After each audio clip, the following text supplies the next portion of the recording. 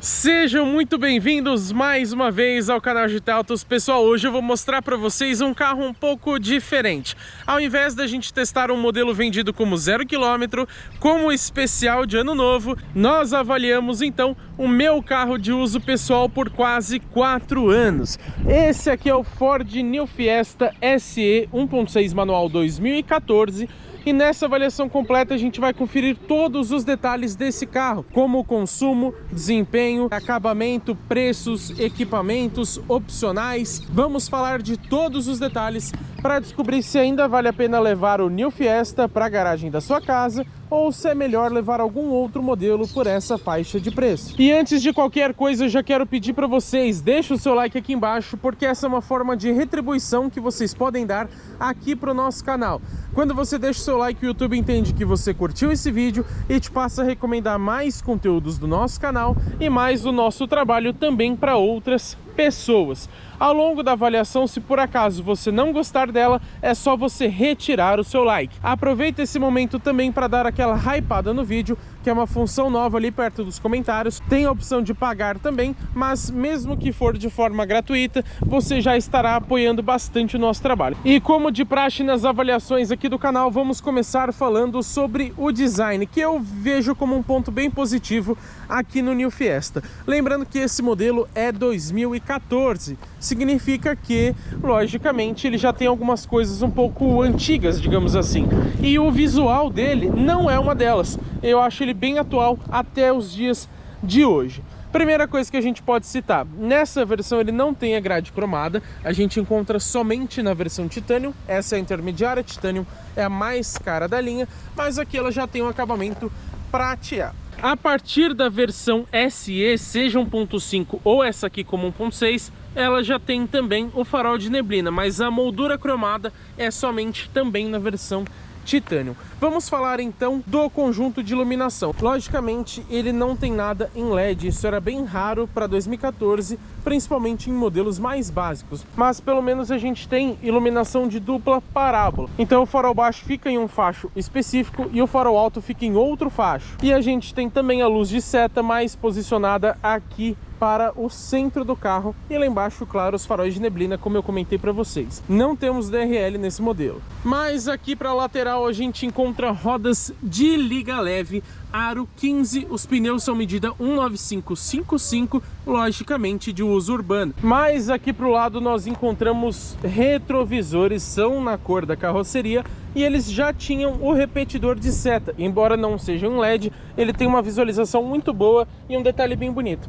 Isso a gente pode considerar como um destaque para o ano do carro. Às vezes até tinha o repetidor de seta, que nos carros a partir de 2024 são obrigatórios, mas na época, quando você tinha, geralmente era no paralama, então ter no retrovisor é um ponto positivo. E aqui em cima a gente tem esse detalhezinho, digamos que aerodinâmico. A base dos vidros na versão Titanium recebe um acabamento cromado, mas aqui é em preto fosco. Na verdade ele é uma borracha, mas em preto convencional. Esse plástico preto comum a gente encontra também na coluna B. A maçaneta pelo menos é na cor do veículo, não tem chave presencial, já adianto para vocês, depois a gente fala desses detalhes. E mais aqui para a traseira a gente encontra a seguinte situação. Logo 1.6 relativo à motorização, porque existe o Fiesta também nessa versão SE com motor 1.5. Essa câmera de ré eu coloquei depois, ela acabou até soltando, eu preciso colar ela aqui de novo. O logo da Ford que a gente já conhece, e desse lado o Fiestinha em cromado, e lógico que precisa ter o adesivo do canal. Temos o limpador traseiro, aqui embaixo a gente tem dois elementos refletivos mais nas laterais do para-choque, e vamos falar então do conjunto de iluminação. Ele também é 100% em lâmpadas convencionais, halógenas ou incandescentes. Então a gente tem na mesma região a luz de lanterna, que também funciona como luz de freio. Aqui abaixo na esquerda a luz de ré e no centro a luz de seta. Pelo menos é um conjunto de iluminação bem bonito, com essa lanterna num desenho bem diferenciado para a época. E tem também uma boa visualização. Algo que eu gosto muito é que a gente tem o brake light em LED. Tem muito carro linha 2025 que traz um brake light do tipo convencional, com aquela lâmpada única. Aqui é de LED, então contribui também para o visual e e até mesmo para a segurança do carro. Falando agora sobre conjunto mecânico, a gente tem aqui nessa versão do New Fiesta o motor 1.6 Sigma, um flex aspirado de 4 cilindros em linha com injeção indireta de combustível. Ele já trazia bons números para a época e até hoje, na verdade, ainda são bons números para esse modelo. A gente tem uma potência de 130 cavalos no etanol, 125 na gasolina, a 6.500 RPM. Já o torque é de 16 kgfm com etanol a 5.000 rotações e 15,4 kgfm com gasolina a uma rotação um pouco mais baixa, curiosamente, 4.250 RPM. Algo legal para citar aqui sobre o ano do carro também é que mesmo em 2014 ele já dispensava o tanquinho auxiliar de partida frio. Junto com esse motor está associada a transmissão manual de 5 marchas. A gente vai falar melhor sobre ela na hora do nosso test drive, mas eu posso dizer para vocês que faz falta uma sexta marcha em utilização na estrada, como a gente já mostrou no nosso vídeo de viagem. Logicamente, a tração desse carro é dianteira, seria muito legal ver um Fiesta com tração traseira ou nas 4 rodas.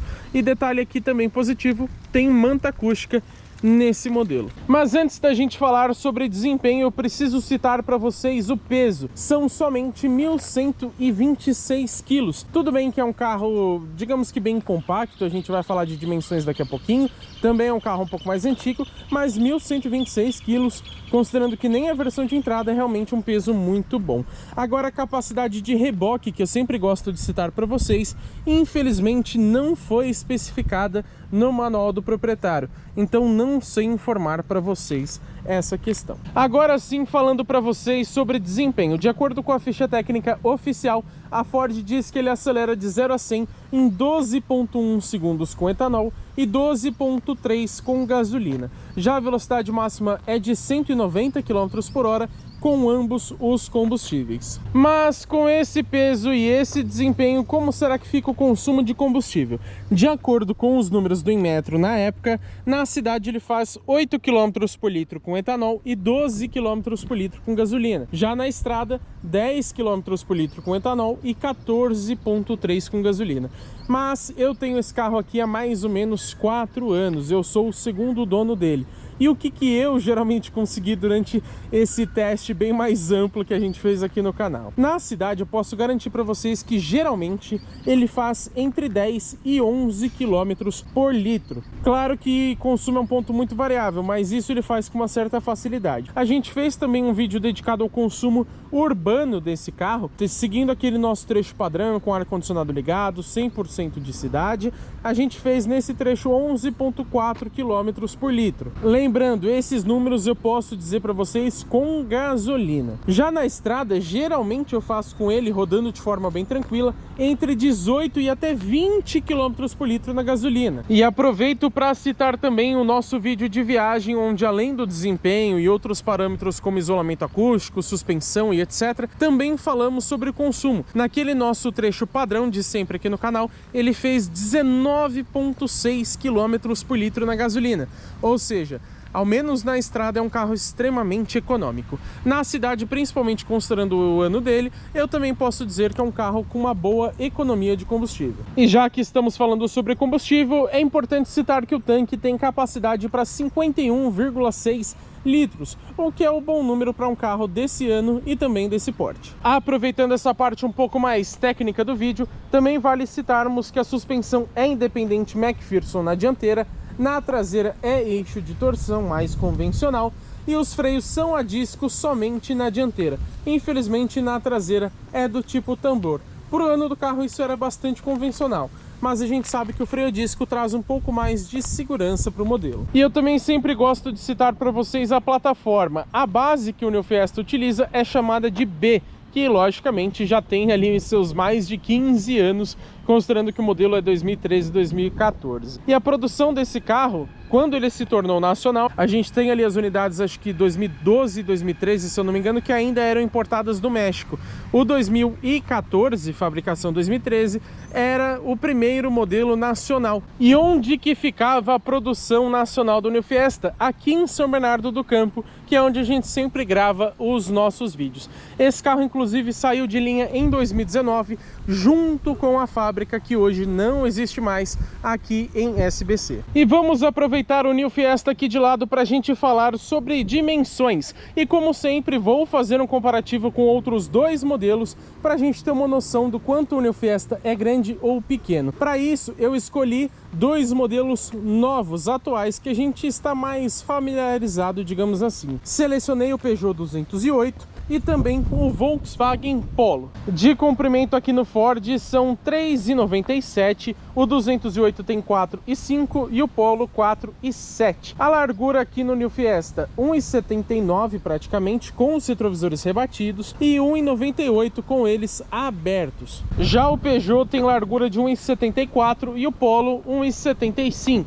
Esse é um modelo bem baixo, prova disso é a altura de somente 1,46. O 208 também um modelo bem baixinho, com 1,45, e o Polo é ligeiramente mais alto, com 1,47. A distância entre os eixos é de 2,49 aqui no New Fiesta, uma medida bem, digamos que modesta, e a gente sabe muito bem que isso geralmente dita o espaço interno. Nós vamos testar na prática daqui a pouquinho. Para efeito de comparação, o 208 tem 2,54 no entre-eixos e o Polo tem praticamente 2,57. Eu sempre gosto de falar para vocês sobre a capacidade off-road do carro, mesmo que ele não tenha nenhuma pretensão de fora de estrada.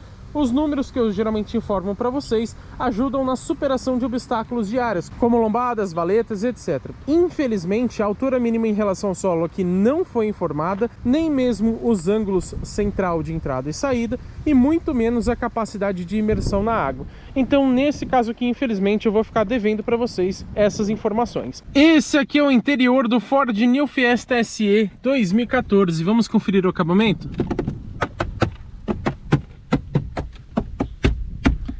Tudo plástico duro, e é um plástico, sinceramente, de qualidade não muito boa. O interior é bem bonito. O plástico também tem uma textura bem agradável visualmente. Agora, a qualidade dele não é muito legal. Aqui no painel, por exemplo, ó, quase entra meu dedo nesse vão. Reparem como é tudo muito mole, ó. Isso não é legal, tá? A saída de ar esquerda é redondinha, tem esse acabamento prateado. Aqui abaixo a gente tem comando do farol de neblina, o comando dos faróis em si. Tem esse barulhinho legal da Ford, né? E o dimer do painel. Então aqui você regula o brilho ali do painel de instrumentos, que a gente vai falar já já. Aqui abaixo tem muita gente que nem sabe disso, mas nós temos um pequeno porta-objetos aqui escondido. Serve para você guardar alguma coisa que você não quer que fique muito visível. Acabamento das portas. Tudo plástico duro. E ó, faz barulho, hein? Nossa senhora. A gente vai mostrar isso no test drive também, mas principalmente eu, que acabo encostando a perna aqui para dirigir, realmente bastante barulho de acabamento. Isso desagrada no carro. Saída aqui do alto-falante, isso é bem legal, porque tinha um Twitter já num carro 2014. Maçaneta prateada com design bem legal também.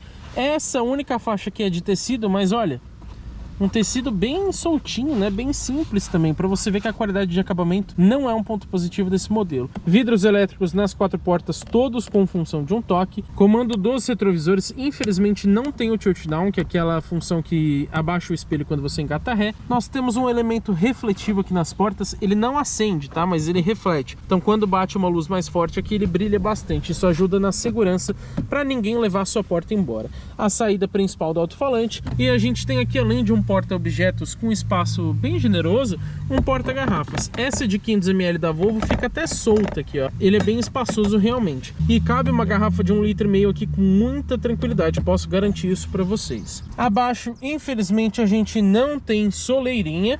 Os tapetes aqui são de série, ele tem a trava também aqui dos dois lados, tapetes de borracha, isso é bem legal. O banco do motorista, ele tem um ajuste de altura, mas posso dizer para vocês que essa peça plástica aqui é bem frágil. Se vocês separarem, ela já está até um pouquinho trincada. Muita gente reclama que quebra facilmente essa peça de cobertura aqui do banco. Pelo menos não fica aquele trilho exposto. E já que eu falei de bancos, esse aqui é o desenho deles. Eu acho ele bem bonito. Ele é um pouquinho mais durinho, para ser sincero, mas com o tempo você acostuma.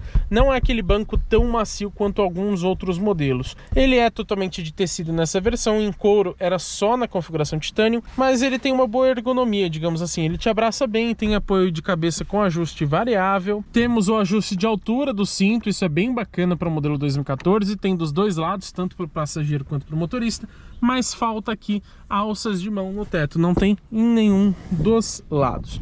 Vamos conferir como que é o porta-luvas? Vocês podem ver que ele despenca, né? A gente tem aqui um espaço bem considerável, eu diria.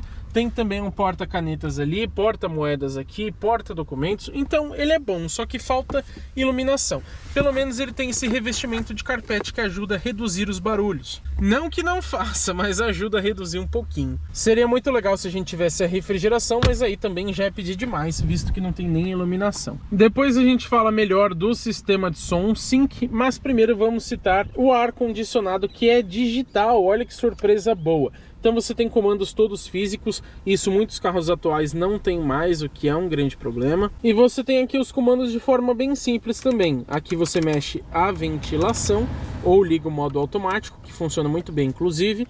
Aqui desse lado a temperatura, o compressor em si do ar-condicionado, recirculação, e aqui os modos que você pode escolher para onde o ar vai sair ou para você desligar todo o sistema. E ele vai até 15 graus mais ou menos, uma temperatura bem baixa, né? Isso é bem bacana. Função máxima do ar-condicionado. Agora esse máximo aqui é para desembaçamento do vidro dianteiro. E qual que é o problema? Ele demora muito para fazer a troca da posição do ar. Então vou até tentar mostrar isso para vocês, Reparem que estou aqui com a ventilação para o rosto, né? Vocês estão ouvindo. Quando eu coloco no máximo, escutem.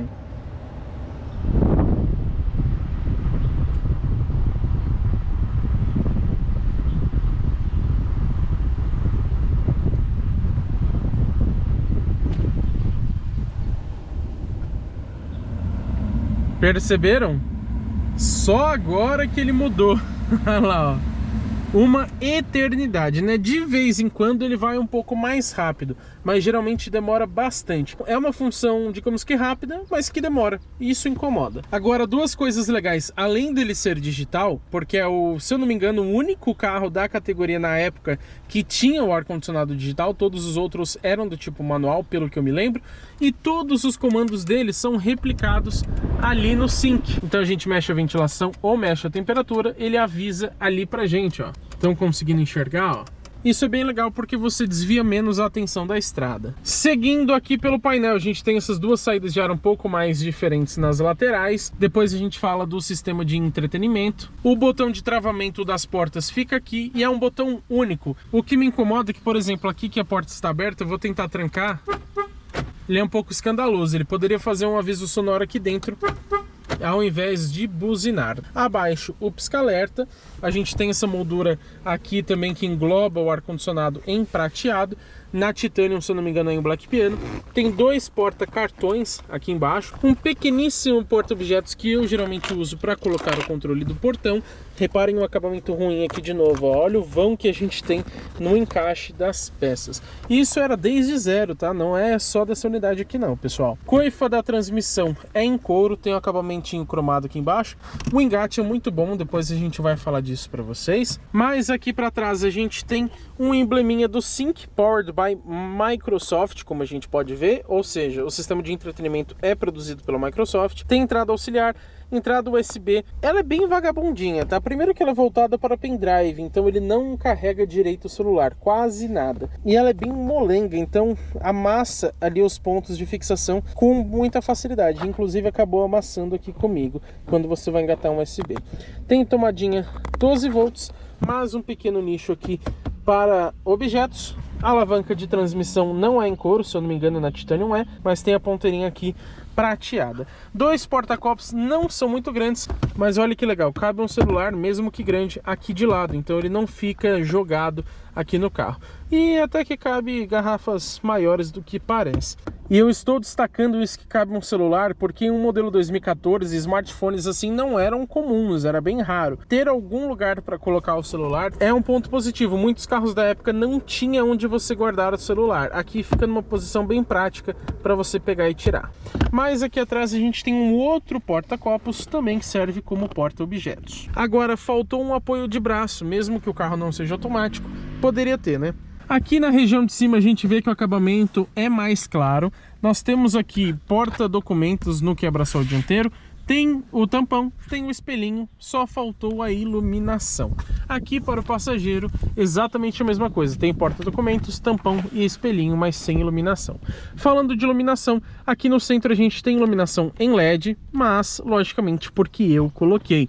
A iluminação convencional é do tipo amarela, pelo menos ela é individual, que pro ano do carro também é bacana. Você tem um retrovisor aqui bem diferente que eu também coloquei por fora. Esse é um Pioneer, se eu não me engano, VREC 200CH. Ele é uma dashcam, então quando eu ligo aqui o carro, ó, ele já aciona também. E ele tem algumas funções, mas você tem uma câmera aqui que você consegue até ajustar ela, por exemplo, ó. Então ele grava a frente quando você coloca um cartão SD e engatou a ré, ou você clicando por aqui, ó, você consegue alternar para a câmera traseira, que como eu disse está um pouquinho torta porque eu preciso colar ela novamente. Mas o retrovisor original é do tipo simples, como vocês podem ver, né? É esse preto aqui atrás, logicamente não é do tipo fotocrômico. E aqui no painel a gente tem um detalhe interessante, além de uma Nossa Senhora que logicamente eu coloquei, a gente tem na frente dela uma bolinha ali. Muita gente se pergunta o que é isso, e é do sensor de luminosidade, porque de acordo com a iluminação externa, então se você entra num túnel, por exemplo, ele vai ficar com as luzes internas aqui mais fortes, isso as luzes dos botões e do painel, ou você regula manualmente aqui, como eu falei para vocês. O sensor crepuscular, que liga os faróis automaticamente, é só na versão Titanium. Se já tem o sensor de luminosidade, bem que poderia ter o sensor crepuscular aqui também, né? Vamos falar agora sobre o volante multifuncional. Infelizmente ele não é em couro, isso era item somente da versão Titanium. Aqui lembrando que é a SE, que é a intermediária, e você tem pelo menos ajuste de altura e profundidade. Isso é um ponto bem positivo. Comandos aqui do som do lado esquerdo, então você tem para passar as faixas ou atender e encerrar chamadas, o volume e comandos de voz, que inclusive funcionam muito bem para você ligar para algum contato ou algo nesse sentido. Acabamento prateado na Titanium, se eu não me engano é em Black Piano, não tenho muita certeza, mas certamente ele é em couro. A alavanca de seta aqui do lado esquerdo também serve para você passar informações do painel, depois a gente vai falar sobre isso. E ela tem aquela função um toque, que ele pisca 3 vezes, mas pelo sistema de som Sync, você pode configurar para ele piscar uma vez só se você quiser. Legal, né? Poderia ter opção de 5, mas já tendo uma configuração é de bom tamanho. E o legal é que quando você for sair do carro, você pode dar um toque, você viu que ele fez um aviso sonoro, que aí os faróis vão se manter acesos durante 3 minutos ou então 30 segundos depois de você fechar a última porta do carro. Infelizmente o tempo não é configurável, mas bem legal que ele tem essa função. Do lado direito a gente não tem sensor de chuva, se eu não me engano era item de série na configuração Titanium, mas a gente tem o intermitente variável, ou seja, aquela função que ele passa de tempos em tempos, você regula esse tempo, você pode deixar ele mais longo ou mais curto. Isso na chuva ajuda bastante. E aqui do lado direito a gente tem uma região que está vazia, porque na versão Titanium ele tem o piloto automático convencional. Aqui infelizmente não tem e faz falta realmente. Vamos agora falar sobre o painel de instrumentos. Logicamente ele não é digital, na época isso era muito raro. A gente tem aqui um painel, eu acho ele muito bonito, que na esquerda tem o conta-giros e na direita o velocímetro. Infelizmente não tem o velocímetro digital, é só o analógico mesmo, mas ele tem essa iluminação Ice Blue, assim como nos comandos aqui do volante e também nas outras peças do carro. Ali embaixo a gente tem um marcador de combustível, aqui no centro, por exemplo, o farol alto, tem uma outra função ali que seria do start-stop, logicamente esse carro não tem, mas na Europa pode ser que ele já tinha na época. E as informações ali do painel a gente passa por aqui ou por essa varetinha aqui no painel, o que não faz muito sentido. Quem que vai usar essa varetinha, sendo que você tem esse botão muito mais prático, né? Mas enfim. Quilometragem total, essa minha unidade é 2014, tá com 93.400 km rodados. Pro ano do carro é uma quilometragem bem baixa. Dando mais um toque, você tem o trip de distância. Se você segurar aqui, ó, apesar dele demorar, ele reseta, mais um toque a gente tem a autonomia restante com esse nível de combustível, outro toque o consumo instantâneo, tem carro que não tem essa função, então isso é bem bacana, mais um outro toque você tem a média de consumo, desconsiderem essa aqui porque eu tô manobrando o carro, então ela cai bastante, mas a gente pode resetar também. A parte negativa é que você tem que resetar uma por uma. Aqui a velocidade média, vamos resetar também, ó. Olha como é chato você ter que ficar segurando um tempão. E volta para o odômetro total. A parte boa é que essa velocidade média aqui que eu mostrei para vocês, ela não fica caindo com o motor desligado. Tem muito carro, principalmente da Stellantis, que quando a gente vira a chave, mesmo que o motor esteja desligado, ele fica caindo a velocidade média e o tempo. Falando de tempo, infelizmente esse painel não mostra o tempo do trajeto, é só a velocidade mesmo. E também só tem um trip de consumo resetável. Para a época dá para entender, mas bem que já poderia ter dois, já que não é uma programação difícil de fazer. E faz bastante falta no dia a dia, como a gente acostumou com os modelos mais novos, a velocidade digital. Mesmo que ela fosse pequenininha, aqui no painel bem que poderia ter essa função. Mas em geral, para a época, é um painel bem bonitinho e com informações até aqui bem completas. E eu voltei aqui para o lado de fora do New Fiesta para falar para vocês sobre a chave. Ela tem um design bem conhecido já dos modelos Ford de antigamente. Ela é do tipo canivete. Na época, nesse segmento era muito raro ver chave presencial. E ela tem aqui função de abertura, trancamento das portas e 2 vezes você destranca o porta-malas. Obviamente esse chaveiro aqui da PlayStation foi eu que coloquei, bem bonitinho, né, por sinal. Mas o que a gente tem a destacar aqui é o seguinte, isso de série no carro, tá? Clicou uma vez, fecha automaticamente todos os vidros. Tem muito carro 2025 que custa o dobro, o triplo, o quádruplo desse carro que não tem esse recurso. Se a gente segurar o botão de abertura, olha o que acontece. Ele vai abrir os vidros e ele abre também completamente, não precisa segurar até o final. Então, apesar de não ser uma chave presencial, a gente tinha isso, se eu não me engano, na versão Titanium, ou ele ganhou alguns anos depois, não me lembro muito bem, para ser sincero, mas apesar de não ser uma chave presencial, ela realmente tem funções bem bacanas para a época. Agora, uma coisa que eu não gosto muito, vou aqui trancar o carro, eu já até subi os vidros novamente, e vou destrancar. Percebam que ele acende a lanterna, né? A gente tem o pinguinho da lanterna ali aceso. Agora, qual o sentido? Ok, até ajuda você a achar o carro, digamos assim, mas se acendesse os faróis baixos, seria de utilidade muito maior, porque ele ajudaria a iluminar o caminho próximo do carro. Ainda falando sobre a chave canivete, eu quero citar para vocês uma função que a maioria das pessoas, até mesmo muitos proprietários desse carro, não sabem dessa função até hoje, que a Ford chama de My Key, ou seja, a minha chave. Como que ela funciona? Aqui pelo painel de instrumentos, vamos tirar o aviso aqui da porta, a gente vem em menu, você tem configurações do My Key aqui embaixo. Você pode, por exemplo, criar o My Key ou entrar em informações.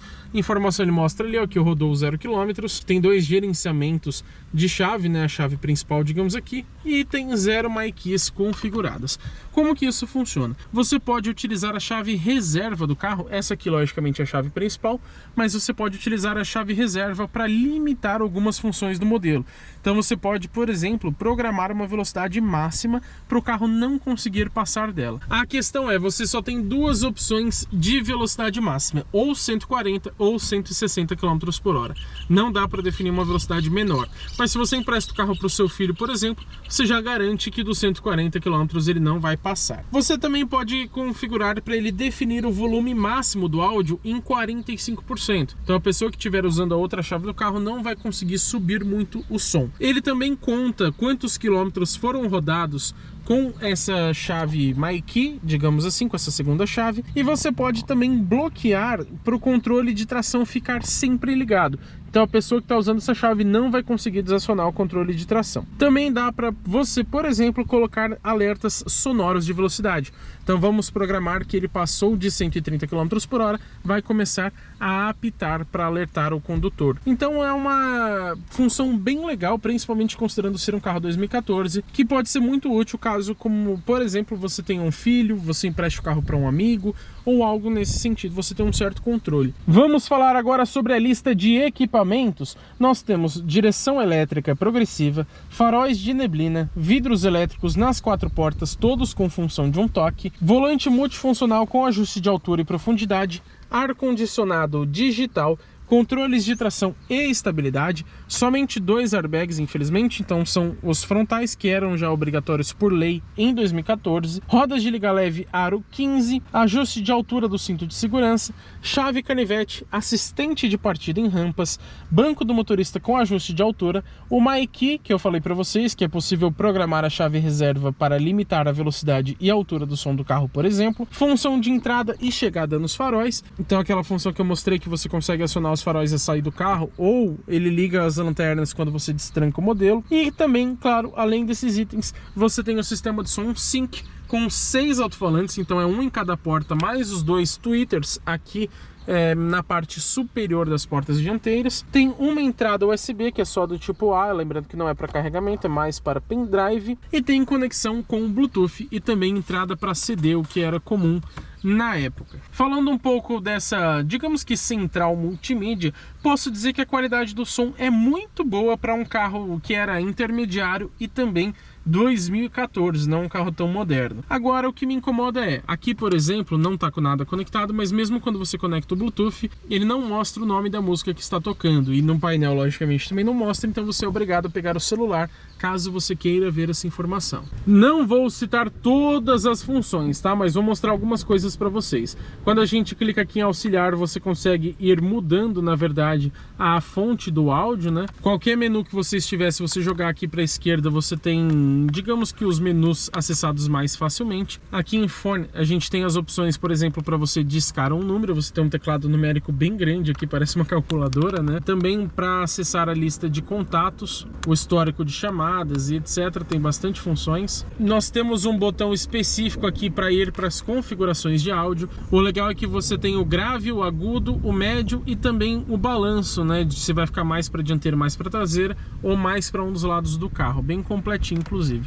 Você tem até as configurações de telefone aqui, por exemplo. Lembrando, você tem todos os botões físicos para você, por exemplo, ejetar um CD. Lá ele está falando que não tem. Esse info aqui, se eu não me engano, é para funções do rádio, que ele tinha informação de trânsito, algo nesse sentido. Não funciona muito bem, mas infelizmente não é para informação da música que está tocando. Mas quando a gente vem aqui em menu, a gente tem configurações do Sync. Você pode desligar o Bluetooth, configurar os dispositivos que estão então conectados, redefinir as configurações, informação do sistema, configuração de voz, pesquisar no USB. Aqui configurações do aplicativo, sinceramente nunca entendi muito bem do que se trata.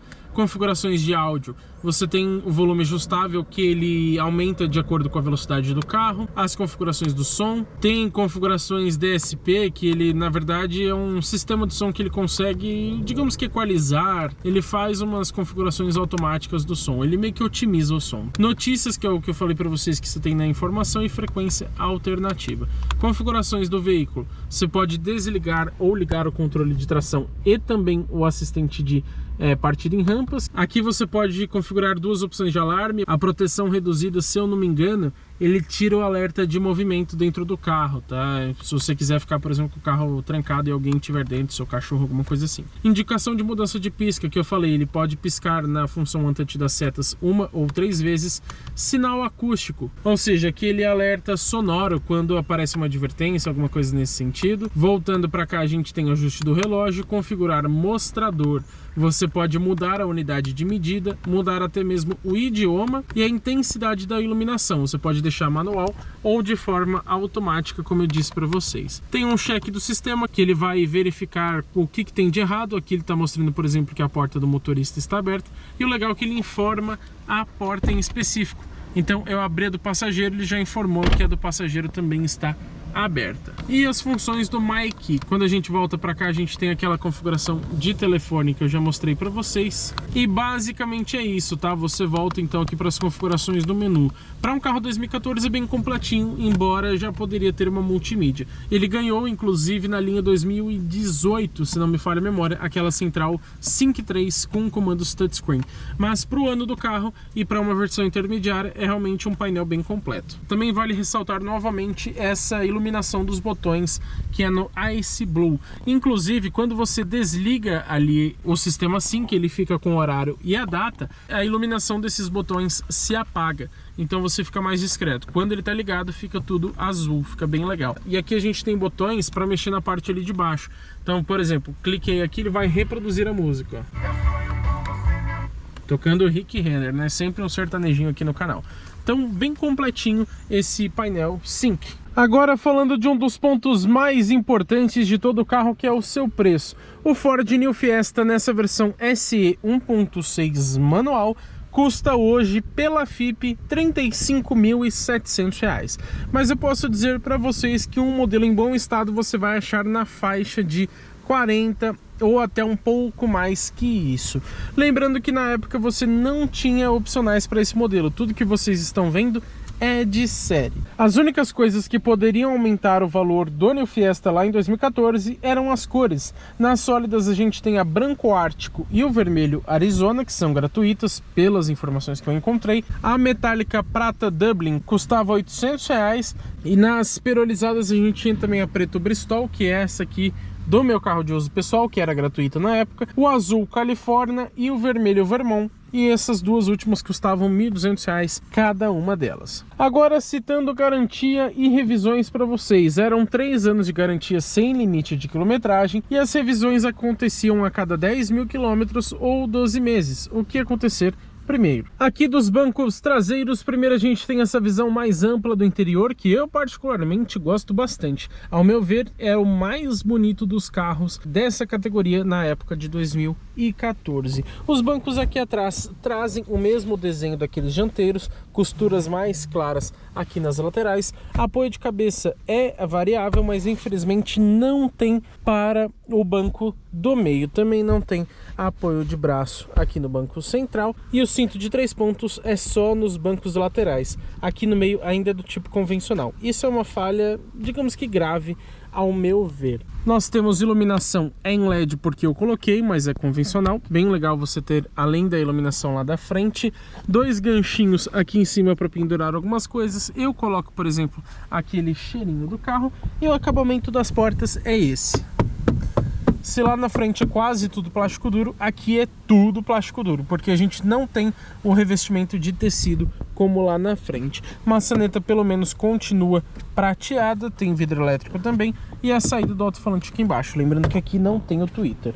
Tem porta-revistas bem fundo, ó, ele vai até lá embaixo, somente aqui no banco do passageiro, mas é legal ter esse item. E não temos também saídas de ar traseiras, infelizmente. Você tem somente esse porta-copos, que também serve para o pessoal lá da frente, e esse porta-objetos, digamos assim. Seria legal ter uma entradinha USB também, mas para a época isso não era comum, convenhamos.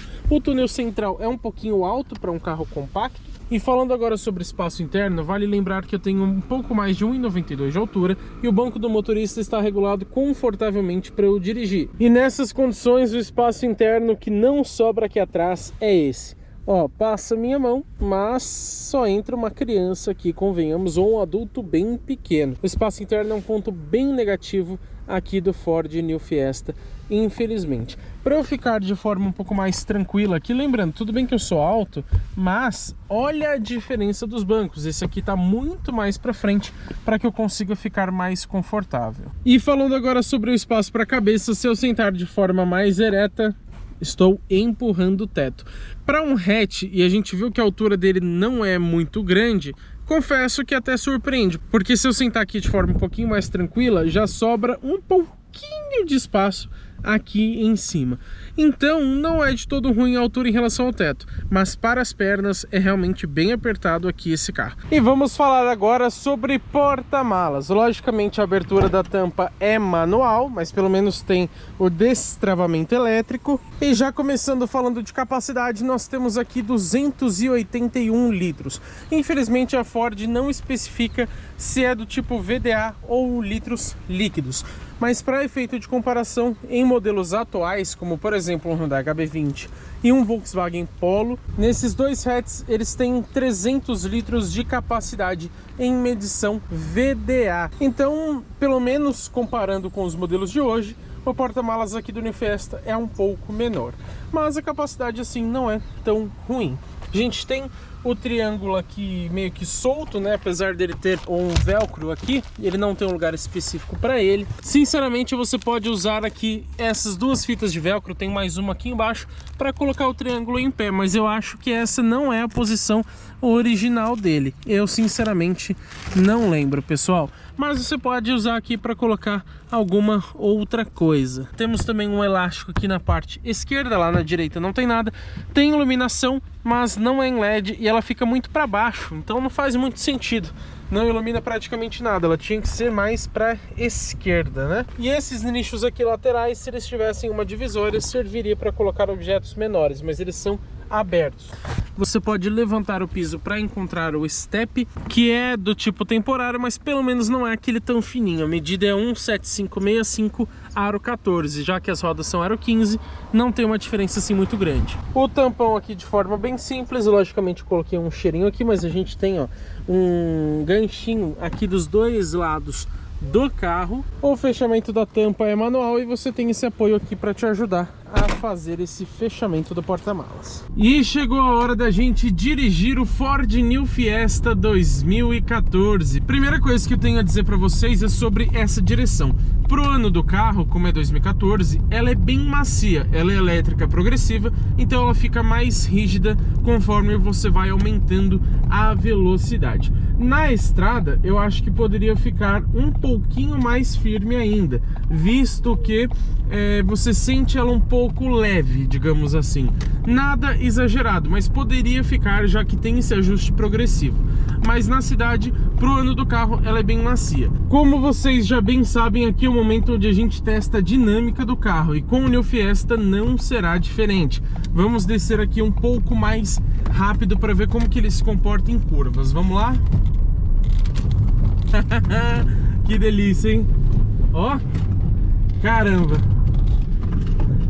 Faz bastante barulho de acabamento, mas a direção ela é bem direta. Você tem pouquíssima rolagem de carroceria. O engate das marchas aqui é muito gostoso. Posso dizer que em geral esse carro é uma delícia de dirigir. A dinâmica é realmente seu ponto forte. O problema é isso aqui, ó.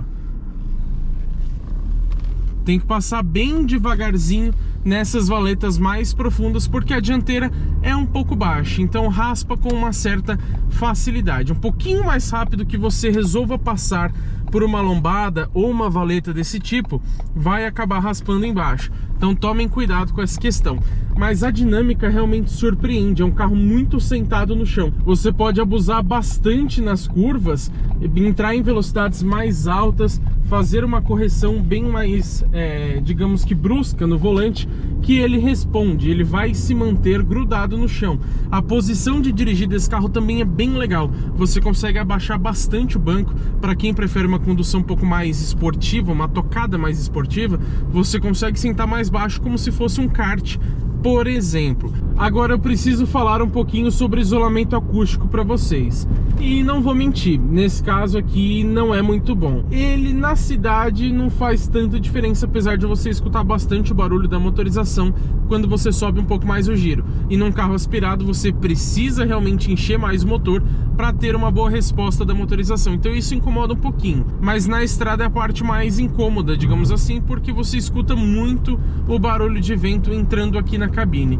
E o que dá pra gente considerar também nessa parte onde a gente fala de barulhos é que faz muito barulho de acabamento. A gente vai pegar uma rua bem desnivelada daqui a pouco para testar o desempenho da suspensão, e aí vocês vão perceber que realmente, ó, já dá até para notar, né? Onde eu encosto faz barulho de plástico. Então já num carro com seus 11 anos de uso praticamente, você tem então logicamente um acabamento que faz barulhos com mais facilidade. Isso no dia a dia vai te incomodar. Pessoal, pra gente fazer aquele nosso teste de arrancada, eu desliguei o ar-condicionado, já desativei também o controle de tração para que ele possa ter um desempenho mais vigoroso. Vai abrir aqui o farol, nós vamos então pisar fundo para ver como que ele se comporta. Vamos lá? Ó! Distraciona bastante, hein? Mas o engate das marchas é muito bom, olha. E o desempenho é bom para um carro desse porte, hein? Aspirado, ó. Já chegamos aqui no 120. Realmente, para um carro 1.6 aspirado e 2014, a gente tem aqui certamente um desempenho bem interessante. Fica igual aos carros, por exemplo, 1.0 turbo? Não, não fica. Mas você tem sim um desempenho bacana, um desempenho interessante, que vai te garantir boas retomadas caso você encha bastante o giro do motor. Se você não subir a rotação, aí ele se torna um carro manco. Isso é normal para modelos aspirados. Esse engate das marchas, ele não é, por exemplo, tão preciso, tão justinho quanto um câmbio Volkswagen, mas eu sinceramente até prefiro esse aqui. Ele é um pouquinho mais macio, digamos assim. Ele não chega a ser molenga, muito longe disso, mas ele tem os engates precisos e eles encaixam de forma macia. Então você não sente um câmbio duro de engatar, ele é bem confortável. E é preciso, não é difícil de achar as marchas. Agora vou dar um exemplo para vocês. Nós estamos aqui a 2.000 rotações a 40 por hora. Tô de terceira marcha, tá? Pé no fundo. Ó, demora, demora, demora. Agora ele começa a desenvolver bem melhor. E isso porque, como eu disse, carro aspirado, principalmente no motor de concepção um pouco mais antigo, ó, em alto giro, vai super bem. Ó como ele desenvolve legal. Agora, se eu jogo aqui uma quarta marcha e piso no fundo, ó, demora muito mais para responder. Como eu disse, isso é completamente normal em um carro 1.6 aspirado. É muito diferente dos motores turbo, que conseguem ter uma retomada, uma resposta em rotações muito mais baixas. Vamos entrar aqui um pouquinho mais forte, ó. Olha que dinâmica boa. Ele entrou ali os controles de tração e estabilidade, porque eu acelerei na curva, né, com o volante virado, então é normal. Mas ele realmente responde muito bem. Agora é o ponto um pouco delicado que eu falei pra vocês. A rua esburacada. Eu vou ficar quieto pra vocês escutarem, tá?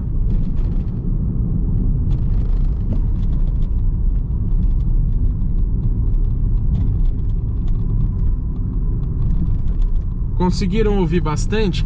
A GoPro tá fazendo um pouquinho de barulho, até segurei ela ali para diminuir esse ruído, mas a maior parte fica aqui na porta, onde eu acabo encostando a perna. A suspensão em si, eu diria que ela está num meio termo entre ser confortável e ser um pouco mais esportiva, mais para conforto do que esportividade.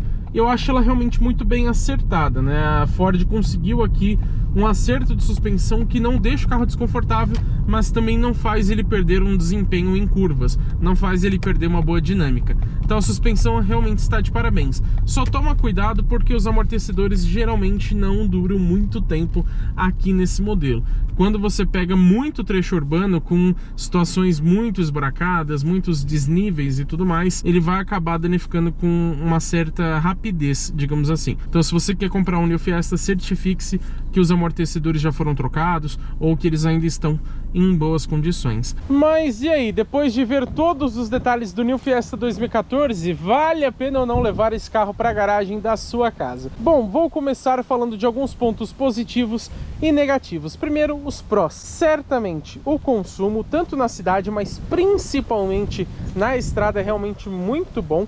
O conforto, a dinâmica, o prazer ao dirigir, a lista de equipamentos, principalmente levando em conta que é uma versão intermediária e um carro ainda 2014, o design também, já que ele envelheceu muito bem, e desempenho e segurança eu posso considerar como um ponto positivo, levando em conta a época do carro, tá, pessoal? Logicamente, hoje esses dois pontos já estão um pouco defasados, mas a gente tem que comparar com os modelos da mesma época. Agora, pontos negativos. Sem sombra de dúvidas, acho que o maior deles é o acabamento. O porta-malas também não é assim muito grande, o espaço interno é bem ruim, a altura em relação ao solo é um pouco mais baixa, então isso pode te atrapalhar também. E eu posso citar também atualmente que é a disponibilidade de peças e a rede de concessionárias. Por quê? A gente sabe que a Ford saiu do Brasil, digamos assim, ela fechou suas fábricas no Brasil em 2021, se eu não me engano. A fábrica que produziu o New Fiesta aqui em São Bernardo do Campo saiu de linha em 2019, junto com o carro. Você já tem um modelo que não é fabricado há bastante tempo, somando isso com a saída das fábricas da Ford aqui no Brasil, você pode ter algum certo tipo de problema para encontrar algumas peças para esse carro. As peças de mecânica e tudo mais fica mais fácil de achar, mas se você precisar, por exemplo, de uma peça de lataria ou de algum detalhe interno, vai ser complicado você achar uma peça nova nas concessionárias. E a rede de concessionárias também, porque quando a Ford fechou as fábricas no Brasil, ela tirou de linha os seus modelos mais de entrada, que era o K, o EcoSport, o K Sedan, e em razão disso, muitas concessionárias fecharam. Aqui em São Bernardo, por exemplo, a gente não tem mais nenhuma da Ford. Somos obrigados a ir até São Caetano, que é a mais próxima. Tendo isso em vista, pode ser um ponto negativo também para você que está buscando um modelo usado da Ford. Agora, alguns equipamentos que eu senti falta. Sensores de estacionamento traseiros, a câmera de ré não era assim tão comum na época, então dá até para entender. Devo mencionar também o cinto de 3 pontos e o apoio de cabeça para o ocupante central aqui dos bancos traseiros. E acho que iluminação no porta-luvas e também nos quebra-sóis dianteiros fazem falta. Tirando isso, para a época do carro, eu acho ele realmente muito completo. Pessoal, eu sempre falo aqui para a gente entender se vale a pena ou não comprar um modelo avaliado aqui no canal, eu sempre cito os concorrentes. Nesse caso aqui eu não vou fazer isso porque é um modelo usado. Isso quer dizer que praticamente qualquer carro nessa faixa de 35 a 40 até 45 mil reais se torna um potencial concorrente aqui para o New Fiesta. Até porque o preço da FIP nem sempre é praticado, então fica muito complicado a gente citar rivais. Mas a conclusão então dessa avaliação é o seguinte: se você não precisa de um espaço interno ou um porta-malas tão grande, eu acho que vale muito a pena você comprar o New Fiesta SE 1.6 manual nessa faixa dos 40 mil reais. Logicamente, nós temos opções muito mais legais no mercado de usados por esse valor, mas não são alternativas racionais.